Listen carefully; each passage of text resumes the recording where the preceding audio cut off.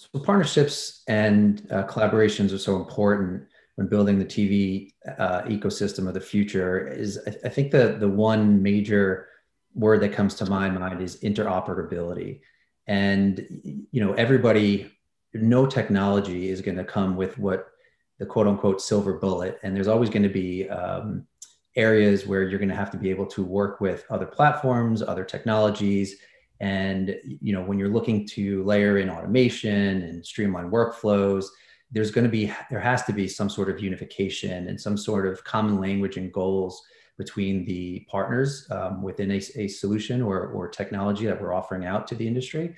And in order to speak to one another, in order to kind of create that end-to-end, that full solution, that silver bullet that the industry is looking for, you have to be able to interact, you have to be able to communicate, and you have to be able to work and streamline those workflows between partnerships. And bringing the technology that you perfect and what you're good at. And we think we've come to market with about 90% of that.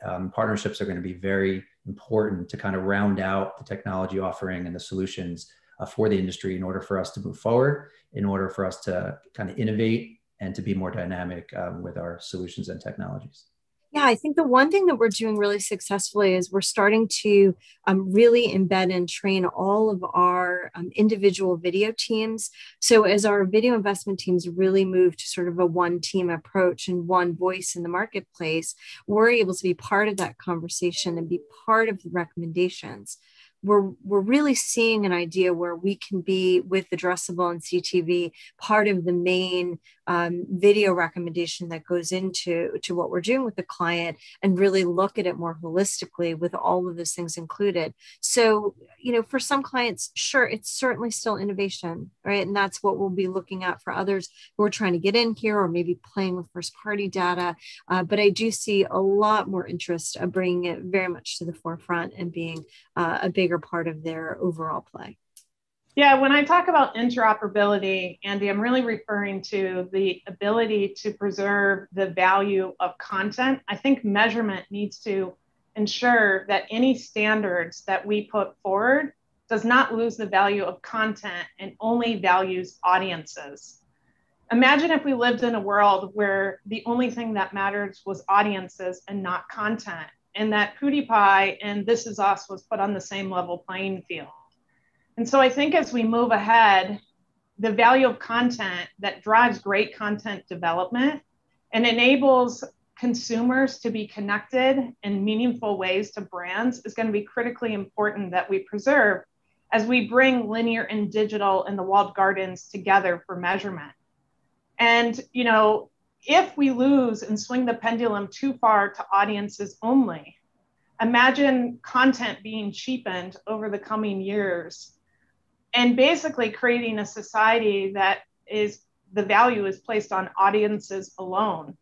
And so I think as we move ahead, I look forward to working with the industry on how, as we try to equivalize measurement and become more interoperable, we don't lose the value of premium content in that race to bring impressions and measurement together so that we can better shape society and bring meaningful content to the forefront that matters. TV's always been used for reach and scale. Addressable enables brands to speak directly to their intended consumer. And we can do this with being platform agnostic, which means we utilize the power and scale of TV, but with precision for our clients. And more importantly, this enables us to really get the insights into communication and really driving deeper understanding within the industry, right? So what are the key learnings? What are the actual impacts of national addressable to our clients?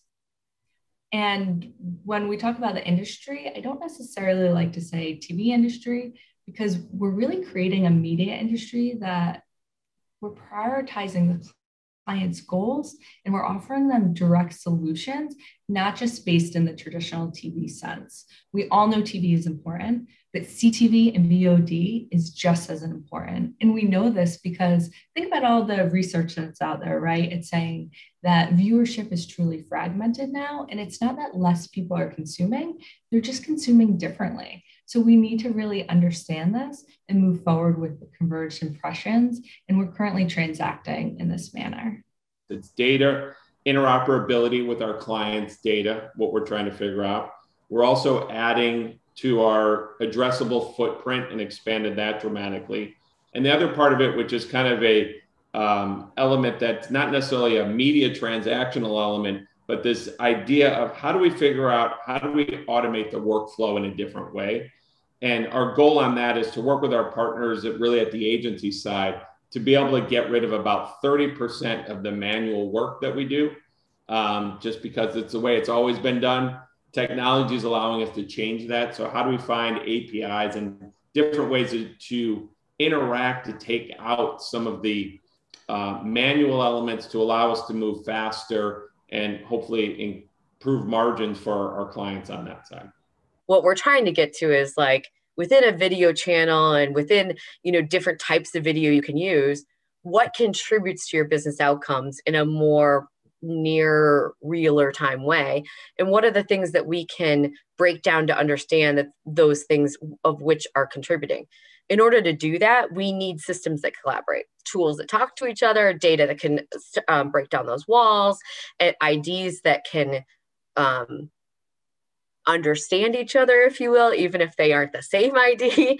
And so any of those things that we can start to have collaboration with are going to enable a process change for us and facilitate better sharing of that data, enables us to have conversations with our clients about outcomes and outcomes that deliver change to their business and outcomes that change the way that they decide media mix, and media mix, not just on an annual basis, but on a quarterly basis, on a monthly basis, on a weekly basis, so that video, especially video, becomes something that's not an upfront conversation, but becomes a more dynamic conversation and a conversation they feel like they have more control over. And so those ID conversations or technology conversations are important to us because we feel they facilitate a bigger change on behalf of our clients.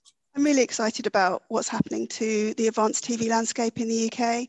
We've moved from a place where people were quite wedded to a linear schedule to now I think it's self-scheduling is going to be the norm for everyone. I think probably anybody who switches on their TV and either looks at their connected TV menu or their EPG can see how much has changed, because I guess some of the linear schedule is maybe takes second place.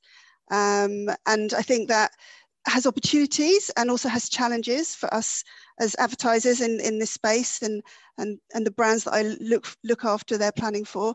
But it means that, as consumers, we are getting the content that we love wherever we want it. Well, at a high level, when you strip it all back, what does an advertiser or brand want? They want to make sure that they're delivering performance at the right investment. So I think through automation and understanding what has worked and what hasn't in more real time across channel, that in principle should mean a greater ROI across what is a fragmented channel base across the industry. So they will win out for sure. And guess what? Through technology, they'll drive that solution a lot more efficiently because of technology. And on the sell side, the benefits mirror exactly what happens on the buy side, because there is a lot of manual processes on that too. And guess what? Yield will increase because advertisers will want to spend more money when things are performing against the right audience and right content. So all ships rise, importantly. So higher yield on the sell side, higher and better ROI on the buy side. So I think it's genuinely a win-win for both sides of the ecosystem.